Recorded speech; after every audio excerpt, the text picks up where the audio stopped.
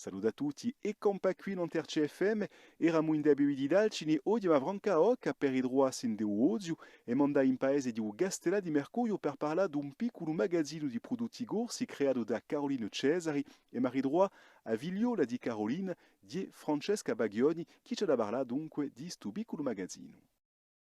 RCFM e Campa Qui.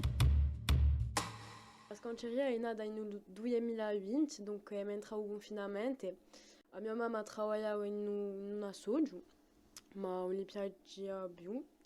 Dunque ha deciso di fare qualcosa in paese, dunque ha avuto quest'idea di fare la scanceria.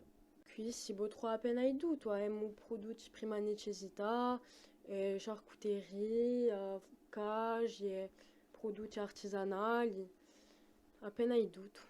Allora, proviamo all'intorno al paese, no cantone, quando non possiamo mica andiamo appena più largo, ma in Corsica.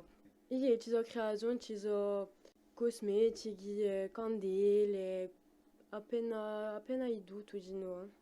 Allora, i clienti, ci sono i clienti di un paese, dopo ci sono i clienti in giro al paese, dunque in un cantone. Il sabato facciamo una girata, dunque una settimana passiamo per Sermano e l'altra settimana passiamo per Alci e Sant'Andrea e tutto.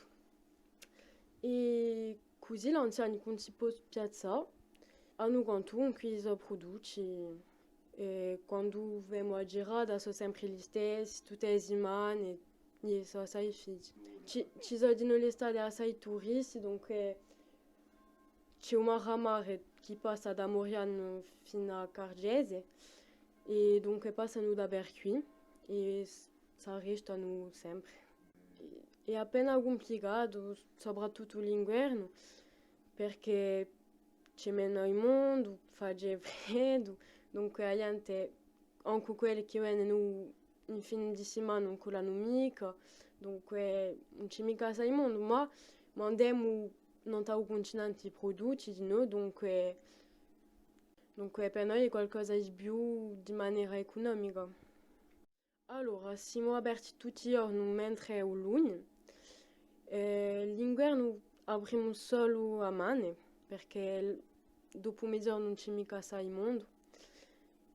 Quasi nulla, dunque da un marzo a domenica tutto è mane. E domani porteremo in debito di dalcini non ta comune di Dralonca per i droit un giovane cabradio ma di no poeta e cantaore Lisandro Moretti. A domani.